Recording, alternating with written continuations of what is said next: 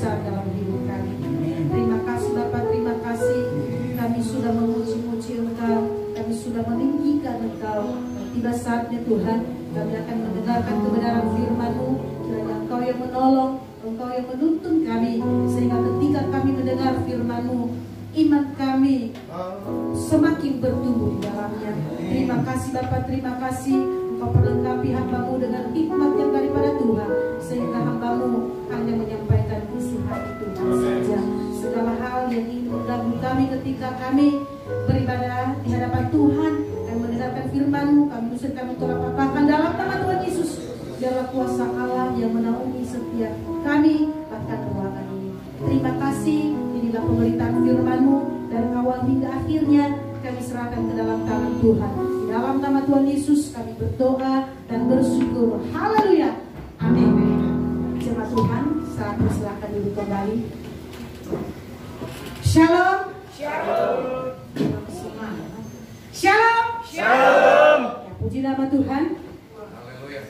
Pada malam hari ini, pada malam yang ke-8 kita boleh ada di rumah Tuhan.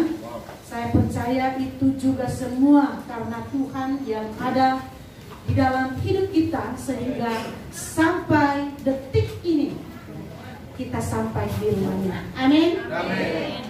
Apa kabar? Puji Tuhan, luar biasa, kabar baik. Yes, yes, yes. Puji nama Tuhan. Semua kabar kita baik. Ini hari yang ke-8, tidak terasa tinggal 2 hari lagi. Ibadah KKR kita ini akan berakhir. Ya, jadi ini malam yang ke-8. Sudah 7 malam terlewati. Sudah 7 malam kita lewati ibadah KKR ini. Kita semua ikuti dengan sukacita. Di hari yang pertama, kalau kita boleh review kembali, bahwa di hari pertama itu kita belajar bagaimana supaya api itu tetap berkobar. Kita harus tetap dekat Tuhan. Kita harus cari Tuhan sehingga api itu tetap menyala. Di hari yang kedua, kita harus memiliki hati yang berbelas kasihan kepada orang lain. Memiliki belas kasihan kepada orang lain, aktif bergerak. Artinya kita harus jemput bola. Di hari yang ketiga, kita belajar bahwa ketika api roh itu, roh Tuhan itu ada di dalam hidup kita, maka hidup kita akan diubahkan. Dari yang malas menjadi rajin. Di hari yang keempat, bahwa kita harus selalu dipenuhi oleh Roh Kudus setiap harinya. Di hari yang kelima, kita harus menjaga kualitas hidup. Jangan salah pergaulan. Ketika kita salah pergaulan, maka roh itu akan padam dalam kehidupan kita. Makanya sebagai anak Tuhan kita harus jaga kualitas hidup supaya kita tidak salah pergaulan. Di hari yang ke-6 kita harus menjadi pelaku, ya. Kita harus menjadi pelaku untuk menyampaikan kabar baik itu, menjadi saksi kepada orang lain. Di hari yang ke-7 semalam harus kita memuridkan, harus ada regenerasi selanjutnya supaya pelayanan itu bisa berkesinambungan, tidak berputus dalam satu dekade, tetapi berkesinambungan sampai Tuhan datang. Itulah yang kita pelajari semalam. Bagaimana supaya pelayanan itu berkesinambungan? Tentunya kita harus mengajak. Kita harus ajarkan adik-adik kita supaya pelayanan itu bisa berkesinambungan. Contoh kecil, bukan saya membanggakan diri, bahwa saya juga sudah melatih, ya. Walaupun musik saya tidak terlalu bagus-bagus banget, tapi ada hasilnya seperti Bang Daniel. Regenerasi. Saat itu dia kelas 4. walaupun hujan-hujan setiap hari Sabtu datang ke TK. Jalan kaki. Setelah 2 bulan apa 3 bulan bolak-balik ke TK, mandiri, belajar sendiri, lanjut sampai detik ini. Harus ada regenerasi. Ketika mulai Rabu Gembira di tempat ini, Jason juga belajar sama Kak Amel. Akhirnya Mano beli gitar buat Jason. Tapi puji Tuhan, Jason sudah berhasil bisa main gitar, walaupun untuk kalangan pribadi. Ya, tetapi bagaimana supaya ada regenerasi? Tentunya Bang Daniel sama Coach Jason punya tugas. Bagaimana supaya ada regenerasi pemain musik ini? Harus dihasilkan. Di sekolah minggu juga. Dulu juga Cipepe sama Ci Ane anak sekolah minggu. Ketika saya ada di tahun 2006 di sini. Berkelanjutannya di 2007. Panjang dan lebar, nah. Tuhan Allah di tengah kita. Belum kencang suaranya. Nah sekarang mereka praktekkan juga. Jadi ada anak saya yang belum Noel, kasih lagi. Harus ada regenerasi supaya pelayanan itu berkesinambungan. Kalau hanya saya terus, nggak mungkin dong sampai nenek-nenek aku ngajar sekolah minggu terus. Sama juga Ciane sama Cipepe juga nggak mungkin sampai seterusnya mengajar sekolah minggu terus. Pasti ada regenerasi supaya yang lainnya nantinya bisa bangkit semuanya, sama-sama melayani Tuhan. Tinggal dipilih sekarang siapa ini yang mau dituntun. Tentu kita punya tugas sehingga api itu semakin berkobar. Itu review yang perlu kita ingat kembali setelah 7 malam berlalu. Sudah terlewati. Kita buka Alkitab kita dulu. Dari Kisah Para Rasul pasal 1 ayatnya yang ke-8. Kisah Para Rasul pasal 1 ayatnya yang ke-8. Kita baca secara bersama-sama. 3 mulai. Tetapi kamu akan menerima kuasa kalau Roh Kudus turun ke atas kamu, dan kamu akan menjadi saksiku di Yerusalem dan di seluruh Yudea dan Samaria dan sampai ke ujung bumi. Tema kita adalah kobarkan api Pentakosta. Kobarkan, nyalakan supaya tidak padam. Api, kalau kita mereview bahwa api sangat berfungsi dalam kehidupan kita. Api sangat membantu kita untuk memasak. Tanpa api maka kita tidak akan makan. Api sangat membantu kita ketika lagi dingin untuk menghangatkan tubuh. Itu fungsi api. Api bisa membantu kita ketika kita ada di tengah hutan untuk mengusir binatang buas, sehingga binatang buas yang ingin menerkam kita tidak jadi terkam karena ada api. Api berfungsi untuk menerangi di saat kegelapan. Di saat gelap, maka jikalau ada api, maka teranglah di sekeliling itu. Jika hati kita sedang berkutak-katik dengan dosa, maka jikalau ada api Roh Tuhan itu dalam hati kita, maka dia akan menerangi. Jikalau kita terlilit dengan masalah yang berat, seolah-olah akan menerkam kita, Roh Tuhan memampukan kita untuk bisa keluar dari persoalan tersebut. Amin. Itulah fungsinya. Kita nyalakan, kita kobarkan api itu. Nyala. Tapi puji Tuhan, api kita terus menyala di tempat ini walaupun hujan. Biasanya kalau udah kena air, apinya nggak nyala. Tapi luar biasanya jemaat Baka 2 semakin kena air, semakin apinya menyala. Buktinya sudah 8 malam hari ini. Luar biasa. Setiap jam 3 hujan, dia basahi. Tetapi api kita di Baka 2 tidak pernah padam. semuanya. Api yang lain mati. Api di Waka 2 tidak pernah mati, nyala. Kenapa? Karena ada roh Tuhan yang senantiasa memberikan semangat bagi kita. Amin. Sehingga api itu terus menyala. Kalau tidak ada roh Tuhan, api itu akan padam.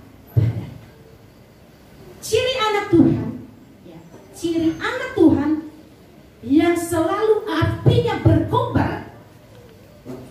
Ada 3 ciri pada malam hari ini. Pertama, saya akan baca dulu.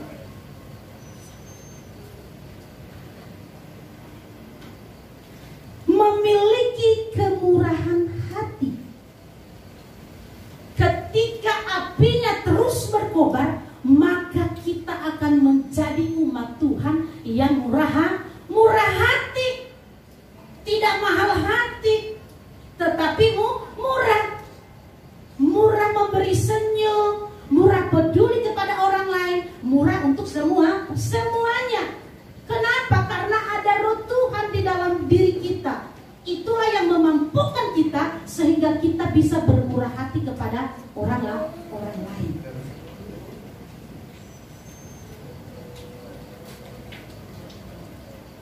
Gampang bermurah hati. Gampang berempati kepada orang lain. Kenapa? Karena ada roh Tuhan. Coba kita baca dulu di 2 Korintus. 2 Korintus pasal 8 ayat 1 sampai 5. Kita mau lihat jemaat yang ada di Korintus dulu nih.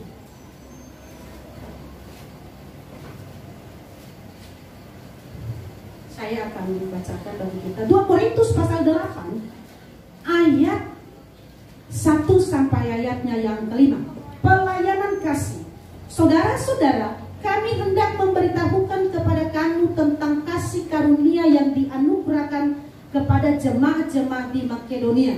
Selagi dicobai dengan berat dalam pelbagai penderitaan, sukacita mereka meluap dan meskipun mereka sangat miskin, namun mereka kaya dalam kemurahan.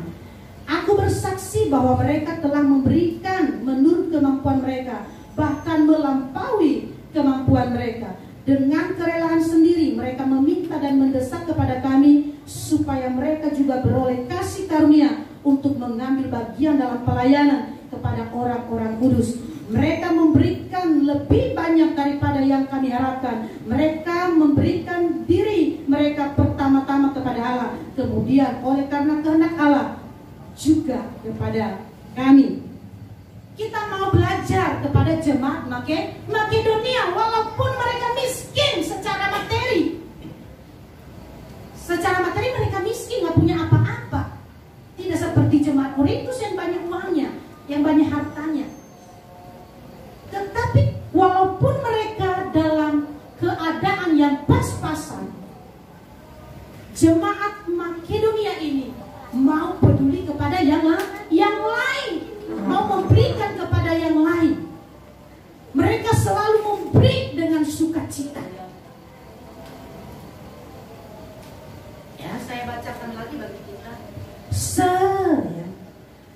Selagi dicobai dengan berat dalam pelbagai penderitaan, sukacita mereka meluap, dan meskipun mereka sangat miskin, namun mereka kaya dalam kemurahan. Sangat miskin dikatakan di sini, berarti memang benar-benar nggak punya. Tetapi mereka kaya dalam kemurahan. Kenapa mereka bisa kaya dalam kemurahan? Dalam keadaan yang tidak punya, tetapi mereka bisa memberi lebih dari apa yang diharapkan. Kenapa itu bisa terjadi? Pertama, kenapa bisa terjadi? Karena mereka memiliki kecintaan kepada Tuhan yang melebihi yang lainnya. Jemaat Makedonia memiliki cinta yang sangat tinggi kepada Tuhan melebihi yang lainnya. Karena cinta mereka kepada Tuhan, makanya dalam keadaan apapun mereka bisa memperhatikan orang lain. Karena kecintaan kepada Tuhan. Makanya di KKR kita ini bisa berjalan dengan baik karena kita saling bahu-membahu di dalam berpartisipasi supaya dana di KKR ini bisa tercukupi. Amin. Amin. Secara materi kita tidak punya, tetapi kita kaya dalam kemurahan. Kita mau memberi, kita tidak mau melihat, oh itu acaranya Ibu Amel, oh itu acaranya Pak Naso, ngapain saya kasih? Tetapi karena roh Tuhan ada di dalam hati jemaat Baka 2, makanya satu sama lain saling bahu-membahu untuk berpartisipasi mendukung ibadah KKR 10 malam ini. 10 sudah 7 malam berlalu, semua tercukupi. Itu semua karena kerjasama yang baik, karena kita cinta Tuhan, karena kita memiliki kecintaan kepada Tuhan. Dari B kita lihat tuh Pak Naso, jalan gak itu KKR 10 malam, kita nggak usah kasih. Kita mau lihatin tuh, tetapi ternyata jemaat Baka 2 tidak memiliki sifat tersebut. Kita semua di sini sama-sama ayo tekan list, cis banyak. Bahkan sudah memberi, ditambah lagi. Ini season kedua ya Kak. Puji Tuhan. Ada lagi yang kasih. Puji Tuhan.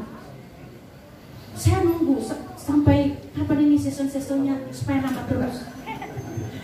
Ya itu karena kecintaan kita kepada Tuhan. Roh Tuhan ada dalam hidup kita. Roh Tuhan menjamah setiap hati jemaat. Ayo, beri. Ada yang nelfon, Wamel, aku nanti masak ayam kecap ya. Oh iya Bu, dengan senang hati. Sekalian nasinya Bu. Oh iya, puji Tuhan, itu semua karena kemurahan Tuhan. Nggak tahu besok ada nelfon nggak? Besok Pak Karnadi. Ya. Itu semua karena kecintaan kita. Saya percaya kalau saya secara pribadi saya paksa jemaat di tempat ini, kasih dong. Tidak ada yang mau kasih, tetapi karena api Roh Kudus, api Roh Tuhan ada membakar, menyalakan hati kita, makanya semua berela hati untuk memberi. Amin. Apalagi kita mau mulai membangun, lebih lagi berkobar untuk memberi, lebih menyala lagi. Amin. Amin.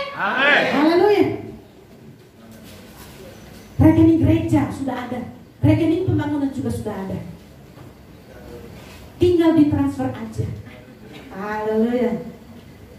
Nanti saya share lagi deh supaya masuk terus. Luar biasa. Saya bilang sama Pak luar biasa ya di KKR ini. Mudah-mudahan season berikutnya semakin bertambah.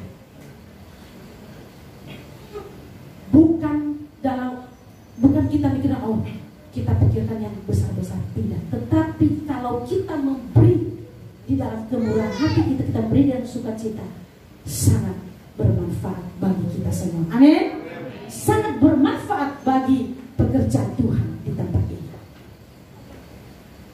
Kok giliran Ibu Amel suka nyinggung-nyinggung uang? Enggak, kebetulan aku yang itu. Iya. Nah itu yang pertama, kenapa kita bisa memiliki kemurahan itu, karena kita memiliki kecintaan kepada Tuhan. Nah yang kedua, sadar bahwa kita ini adalah milik Tuhan. Jadi apapun keadaan kita akan berserah sepenuhnya di hadapan Tuhan. Kita menyadari bahwa kita ini adalah milik Tuhan. Kita ada karena kemurahan Tuhan. Roh Tuhan ada dalam hidup kita. Makanya kita selalu kembalikan untuk hormat dan kemuliaan nama Tuhan. Makanya kita bisa hidup di dalam kemurahan. Kalau kemurahan adalah salah satu buah roh, bagian yang kelima, kasih, sukacita, damai sejahtera, kesabaran, kemurahan. Ya itu. Jadi itu bagian yang kelima. Di buah roh. Galatia pasal 5 ayat 22 sampai 23. Jadi kita bersyukur ya. Jadi jemaat Makedonia ini mereka meminta Rasul Paulus, kami mau dilibatkan lebih lagi di dalam pelayanan. Kita juga di tempat ini, mari kita berlomba-lomba. Panaso, Pak Gembala, jadwalin dong aku. Kok aku nggak pernah dijadwalin? Kita harus berlomba-lomba untuk melayani Tuhan. Jangan kita diam aja, tetapi berlomba-lomba untuk melayani Tuhan. Amin. Amin. Apapun, mari kita lakukan. Hal yang kedua, ciri anak Tuhan yang apinya selalu menyala. Hidup akan fokus kepada Allah. Ketika kita selalu menyala di dalam Tuhan, maka hidup kita akan terfokuskan kepada Allah, terfokuskan kepada Tuhan. Mari kita baca dulu di Mazmur 121. Mazmur 121. Mazmur 121 ayat 1 sampai ayatnya yang ke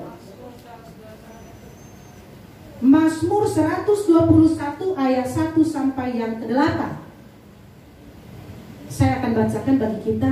Tuhan penjaga Israel, nyanyian ziarah.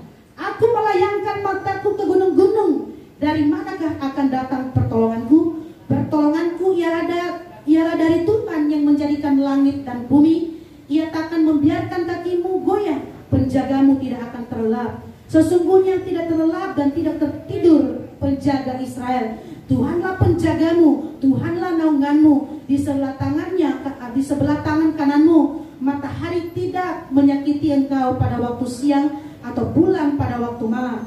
Tuhan akan menjaga engkau terhadap segala kecelakaan. Ia akan menjaga nyawamu. Tuhan akan menjaga keluar masukmu dari sekarang sampai selama-lamanya.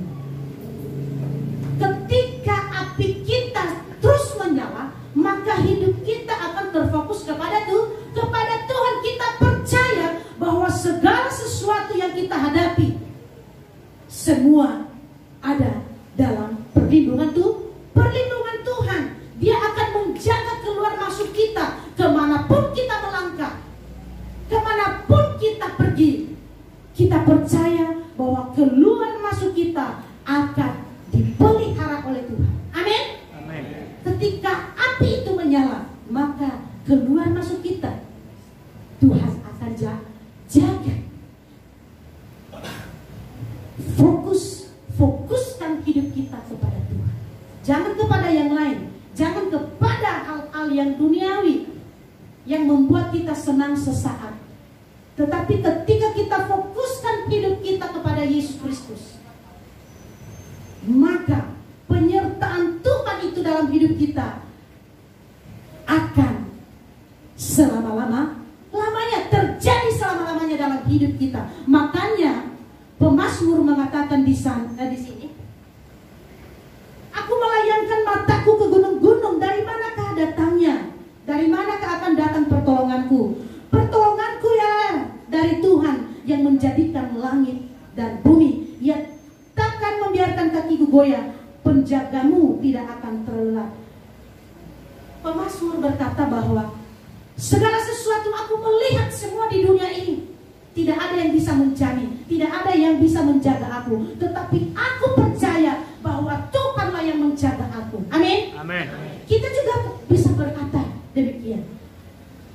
Walaupun sekeliling saya tidak peduli dengan saya, walaupun semuanya menutup mata, menutup semuanya, menutup diri dengan aku, tetapi saya percaya penyertaan Tuhan sungguh sempurna dalam hidupku. Amin. Kita fokuskan hidup kita kepada Tuhan. Kita mau fokus saja. Saya percaya Tuhan akan tolong. Tuhan tidak akan membiarkan saya tergeletak. Keluar masuk saya, Tuhan akan jaga. Ketika bulan Februari yang lalu, Maret lah ya, keluar surat di sekolah anak kami untuk biaya naik kelas. Noel naik kelas 4, Hana naik kelas 2. Dan kalau uang kegiatan itu tidak bisa ditawar-tawar, memang harus full karena memang biaya kegiatan mereka selama setahun. Masuk pada SPP naiknya cukup tinggi. Saat itu aku langsung agak sesek, Tuhan bagaimana? Langsung naiknya tinggi banget. Aku menangis dan aku berdoa, Tuhan tolonglah supaya semuanya bisa berjalan dengan baik, supaya tidak terlalu tinggi banget naik SPP-nya di saat mereka naik kelas. Dan saya sampaikan kepada kedua anak saya, Abang, kakak, biaya sekolah SPP, khususnya SPP kalau ininya kan cuma sekali setahun kita bayar uang kegiatannya. Kalau SPP kan tiap bulan berat juga. Kalian belajar yang sungguh-sungguh ya, karena kita juga bayarnya tidak sedikit. Kan ada program beasiswa di sekolahmu, kalau nilainya bagus, nilainya bagus, nanti tidak akan bayar SPP maksudnya free kalau nilainya bagus, asalkan abang dan kakak berprestasi. Tetapi kayaknya Noel biasa-biasa aja. Memang dia mendengar, tetapi kayaknya nanggapinya kurang greget gitu loh.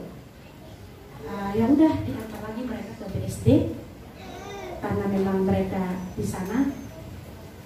Jadi sekali seminggu ketemunya. Pas mereka pulang hari Jumat, si Hana pulang. Dia langsung peluk saya, Mama, kenapa? Kakak nilainya, nilai ulangannya bagus semua loh, sama nilai hariannya. Emang berapa? Nilai 100 semuanya. Wow, kakak luar biasa. Dia langsung bilang, berarti kakak ini nggak bayar sekolah lagi dong, Ma? Karena udah nilai 100 semua. Yang belum dong. Ini kan baru ulangan, baru nilai hariannya, belum yang lain-lainnya. Dilihat juga sikapmu, bagaimana kamu mengikuti kegiatan kelas, bagaimana kalau lagi ibadah, kamu serius nggak menanggapinya. Oh begitu, jadi saya masih bayar uang sekolah? Masih, belum ada keputusan dari sekolah. Jadi dia sudah berharap bahwa ketika dia mendapatkan nilai 100 terus, jadi dia berusaha nilai 100 terus supaya dia dapat beasiswa. Saya bilang lebih tekun lagi Kak, kita serahkan semuanya di tangan Tuhan.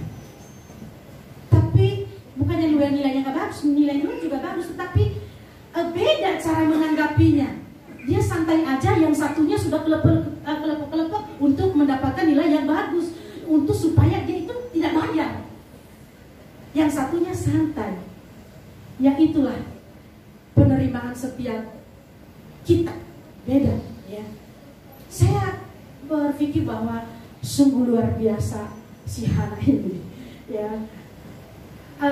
Daya saingnya, daya juangnya cukup luar biasa. Dia berusaha, makanya dia bilang sama saya, Mama, kakak akan berusaha terus supaya nilainya bagus terus. Ya udah, berusaha terus, nanti dari sekolah melihat, oh nilai Hana Immanuela Bali bagus terus. Oh begitu ya Mama. Ya. Jadi bagaimana nanti mereka nilai di sekolah baru, jadi Mama tidak bisa memutuskan kamu sudah bebas sekolah. Oh begitu. Nah itu, jadi punya semangat, dia fokus kepada tujuannya. Dia fokus bahwa saya mau tidak bayar SPP. Dia mengerti, walaupun dia masih kecil, tapi dia mengerti penyampaian daripada orang tua. Dia memahami apa yang sedang dirasakan orang tua. Yang satunya dia santai-santai aja, sampai sekarang santai aja. Kayaknya bukan dia nggak greget, tapi biasa aja nanggapinya. Yang apakah memang begitu semua laki-laki santai aja? Kalau perempuan langsung greget gitu loh. Ayo. Jadi saya luar biasa. Jadi dia fokus. Kenapa dia bisa dapat nilai yang terbaik? Ya nilai ulangannya segala macam. Saat ini mereka memang lagi penilaian akhir karena mulai kelas. Jadi kenapa dia lagi fokus supaya dia tidak bayar SPP. Jemaat Tuhan, kalau kita fokus sama Tuhan, ya, kalau kita berkata saya mau fokus sama memfokuskan hidupku kepada Tuhan, maka penyertaan Tuhan itu kita akan rasakan sungguh sempurna sempurna dalam hidup kita. Amin. Jangan salah fokus. Jangan gagal fokus. Jadi fokus kepada tujuan yang harus dicapai. Ini salah satu kesaksian saya tentang anak saya. Dia fokus. Jadi dia saat ini juga karena memang dia senang menggambar, dia download itu apa namanya, aplikasi Ibis Paint S. Dia gambar-gambar sesuai imajinasinya. Saya juga bersyukur. Adalah kalau itu mah boleh di download. Kalau yang lainnya saya izinkan, nanti ketemu HP saya. Kalau gambar-gambar untuk melatih semuanya, karena saya juga tidak tahu nanti dia lebih dominan di mana, tetapi sampai detik ini dia lebih dominan ke menggambar, mewarnai, menggunting, semua menempel, semua ditempel. Ya, jadi seperti itu. Jadi kita harus fokus. Jangan gagal fokus kepada Tuhan, tetapi fokuskanlah hidup kita kepada Tuhan. Penjagaan, penyertaan Tuhan sungguh sempurna dalam hidup kita. Keluar masuk kita, Tuhan akan selalu jaga. Amin. Amin. Amin. Jangan lemas-lemas. Baru tanggal 4, tanggal 3. Ya. Hal yang ketiga, ketika api itu menyala dalam hidup kita,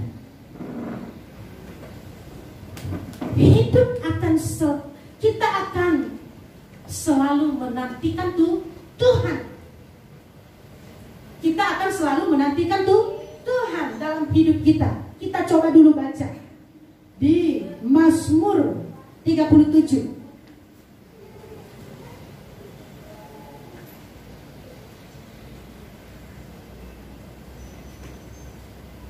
Mazmur 37 ayat 34. Mazmur 37 ayat 34. Nantikanlah Tuhan dan tetap ikutilah jalannya, maka Ia akan mengangkat engkau untuk mewarisi negeri, dan engkau akan melihat orang-orang fasik dilenyapkan. Kita harus menantikan nantikan Tuhan dan ikutilah jalannya, maka Ia akan mengangkat kita. Dia akan mewariskan harta surgawi bagi kita. Amin. Amin. Kita nantikan Tuhan dalam hidup kita. Apapun yang kita alami, selalu nanti Tuhan dalam hidupmu. Jangan nantikan Ibu Amel. Kapan Ibu Amel lewat? Ya Ibu Amel kan gak bisa ngasih apa-apa. Memang lewat aja. Tetapi ketika kita nantikan Tuhan, Tuhan akan memberkati. Kapan nih Ibu Ayu lewat? Kali aja alpukat turun. Ya enggak. Nantikanlah Tuhan.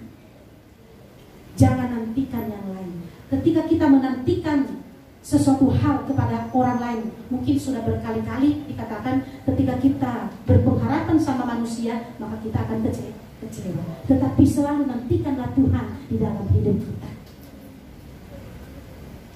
Kenapa? Karena ketika kita nantikan Tuhan dalam hidup kita, kita tidak akan kecewa. Semua akan mengecewakan kita, tetapi Tuhan tidak akan pernah mengecewakan kita. Amin. Amin. Makanya jangan lupa, kita harus selalu nantikan Tuhan dalam hidup kita. Haleluya. Amin. Apa kabar? Puji Tuhan, luar biasa. Kabar baik. Yes, yes, yes. Haleluya. Kabar kita baik. Yes, yes, yes. Apa yang kita nantikan pada saat ini? Pergumulan apakah yang sedang kita nantikan jawabannya dari Tuhan? Sakit penyakit? Yang ada lalu, apa yang dapat memisahkanku dari kasih-Mu Tuhan, sahabatku? Aniayakah, ketelanjangankah, tak satu pun. Mau sakit penyakit, mau penderitaan, selalu nantikan Tuhan dalam hidup kita. Amin. kita nantikan pertolongan Tuhan. Saya juga menantikan pertolongan Tuhan terus dalam hidupku, dalam hidup kami, supaya SPP anak-anakku tidak nangis terus setiap tahun. Karena nanya juga nggak nanggung-nanggung, langsung gitu. Ya.